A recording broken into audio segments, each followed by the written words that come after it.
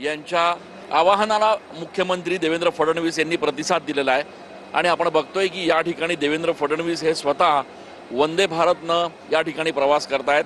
शिर्डीला आज महत्त्वाच्या कार्यक्रमाच्या उद्घाटनासाठी मुख्यमंत्री पोहोचणार आहेत। दरम्यान केंद्रीय मंत्री राजनाथ सिंग हे देखील या ठिकाणी शिर्डीमध्ये असणार आहेत। मात्र पंतप्रधान नरेंद्र मोदी यांनी ज्या पद्धतीनं आवाहन केलेलं आहे त्या आवाहनाला प्रतिसाद देण्यासाठी मुख्यमंत्री देवेंद्र फडणवीस जे आहेत ते मुंबईवरून वंदे भारतनं आता शिर्डीत दाखल होणार आहेत आणि आपण दृश्यांमध्ये बघतोय की या ठिकाणी स्वतः मुख्यमंत्री जे आहेत ते वंदे भारत एक्सप्रेसनं या ठिकाणी शिर्डीच्या दिशेनं रवाना होत आहेत। नाशिक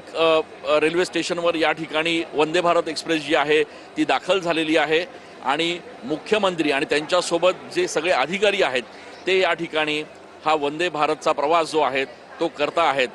2 दिवसांपूर्वी शिवसेनेचे नेते श्रीकांत शिंदे यांनी देखील अशाच पद्धतीनं पंतप्रधानांच्या एकूणच आवाहनाला प्रतिसाद देत वंदे भारतनंच या ठिकाणी प्रवास केला होता आणि आज आपण बघतोय की स्वतः मुख्यमंत्री सुद्धा वंदे भारत एक्सप्रेसनं या ठिकाणी शिर्डीला रवाना होत आहेत। खरं तर या सगळ्या पार्श्वभूमीवर आपण बघतोय की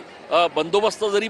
सगळ्या नाशिक रोड रेल्वे स्टेशनवर असला तरी एकूणच या सगळ्या दौऱ्याच्या निमित्तानं एक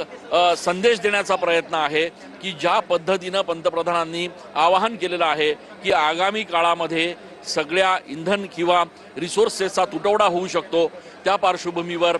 सार्वजनिक वाहतूक जी आहे तिचा पुरेपूर वापर करावा, त्यासोबतच खासगी वाहनांचा ताफा जो आहे तो देखील कमी करण्याचं आवाहन या ठिकाणी करण्यात आलं होतं आणि त्याला प्रतिसाद देत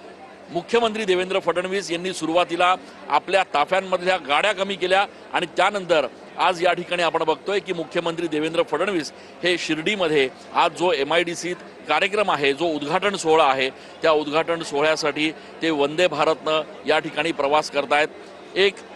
निरोप देण्याचा, एक मेसेज देण्याचा हा प्रयत्न आहे की ज्या पद्धतीनं हा आवाहन पंतप्रधानांच्या वतीनं करण्यात येत आहे त्या आव्हानाला प्रतिसाद कुठेतरी स्वतः मुख्यमंत्री देखील देत असल्याचं आपल्याला बघायला मिळत आहे। आजच्या या कार्यक्रमाच्या निमित्तानं खरं तर दिग्गज नेते जे आहेत ते शिर्डीमध्ये यापूर्वीच दाखल झालेले आहेत।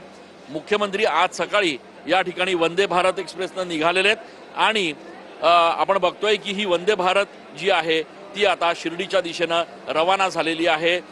वंदे भारत एक्सप्रेसनं मुख्यमंत्री देवेंद्र फडणवीस हे हा संपूर्ण प्रवास करणार आहेत आणि त्यामुळे गेल्या काही दिवसांपासून शासनाच्या वतीनं, सरकारच्या वतीनं एकीकडे लोकांना देखील आवाहन केलं जात आहे